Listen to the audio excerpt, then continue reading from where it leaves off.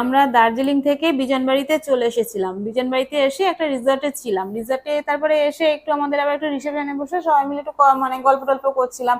গল্প করতে করতে আমাদের আবার আমাদের রুমটা দিয়ে দিল। তারপর আমরা রুমের ভেতর ঢুকলাম, গিয়ে দেখি ঘরটা খুব সুন্দর ছিল, পুরো কাঠের তৈরি ছিল। তারপর ফ্রেশ ট্রেশ হয়ে আবার একটু টিফিন খেতে চলে গেলাম। সেখানে টিফিনে ছিল আমাদের লুচি ছিল, একটু চেনার টাইপের একটু মানে তরকারি মতো ছিল। তারপরে আস্তে আস্তে সব খাওয়া দাওয়াটা সেরে আমাদের আবার একটুখানি ইচ্ছা হলো একটু যে পুলে গিয়ে একটু নামবো। তারপরে সবাই মিলে একটু পুলে গিয়ে নামলাম, চারজনাই মিলে খুব মজা হচ্ছিল। যে মানে কি করব, মানে আমরা ভেবে পাচ্ছি না, এত সুন্দর, মানে আমরা আনন্দ করেছি। অনেক সময় ধরে আমরা জলের মধ্যে ছিলাম। আর আমরা মা, মেয়ে, ছেলে তিনজনে মিলে এত আনন্দ করছিলাম, খুবই মজা করছিলাম। তারপরে ঘরে গিয়ে ফ্রেশ হয়ে একটু চেঞ্জ করে নিয়ে তারপরে আবার দিয়ে আমরা একটুখানি বেরোলাম চারিদিকটা, রিসর্টের চারিদিকটা একটু ঘুরে টুরে দেখলাম। ঘুরতে ঘুরতে আমাদের দুপুরে খাওয়ার টাইম হয়ে গেল।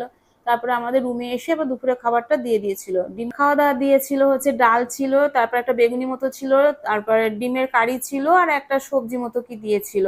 খাওয়া দাওয়া করে টরে নিয়ে আবার সুইমিং পুলের পাশে গিয়ে আবার একটু বসে আবার গল্প টল্প করলাম। তারপরে আমাদের সন্ধ্যায় টিফিন দিল। সন্ধ্যায় টিফিনে ছিল হচ্ছে চা ছিল আর একটু পকোড়া দিয়েছিল। কিন্তু বাইরে তখন প্রচন্ড পরিমাণে বৃষ্টি হচ্ছিল, তেমন বিদ্যুৎ চমকাচ্ছিল।